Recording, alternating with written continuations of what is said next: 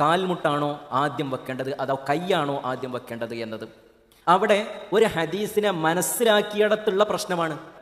ഒട്ടകം മുട്ടുകുത്തുന്നത് പോലെ നിങ്ങൾ മുട്ടുകുത്തരുത് എന്ന് പറഞ്ഞു. അപ്പോൾ ഒട്ടകം മുട്ടുകുത്തുന്നത് പോലെ നിങ്ങൾ മുട്ടുകുത്തരുത് പറഞ്ഞാൽ നിങ്ങളുടെ മുട്ടുകുത്തരുത് എന്ന് ചില ആളുകൾ മനസ്സിലാക്കി. വേറൊരു ഹദീസിനെ സംബന്ധിച്ച് അതിൻ്റെ ഭാഷാർത്ഥങ്ങളും ഒക്കെ നന്നായി മനസ്സിലാക്കിയ വിഭാഗം പറഞ്ഞു, ഒട്ടകം മുട്ടുകുത്തുന്നത് പോലെ നിങ്ങൾ മുട്ടുകുത്തരുത് എന്ന് പറഞ്ഞാൽ ഒട്ടകത്തിൻ്റെ മുട്ട് അതിൻ്റെ കയ്യിലാണ്, നമ്മളെ മുട്ട് എന്ന് പറഞ്ഞത് നമ്മളെ കാലിലാണ്. റുക്കുബത്ത് എന്നാണ്. റുക്കുബത്ത് എന്നുള്ളത് നമ്മുടെ ഈ കാലിൻ്റെ മുട്ടിനാണ് പ്രയോഗിക്കുക. ഇതിന് കയ്യിൻ്റെ മുട്ടിന് അറബിയിൽ പറയാം മിർഫഖ് എന്നാണ്. അപ്പോൾ റുക്കുബത്ത് എന്ന വാക്ക് ഒട്ടകത്തിൻ്റേതാണെങ്കിൽ അതിൻ്റെ കയ്യിലുള്ള ഈ കെണുപ്പിനാണ് പറയുക, മനുഷ്യൻ്റേതാണെങ്കിൽ അതിൻ്റെ കാലിൻ്റെ കെണുപ്പിനാണ് പറയുക.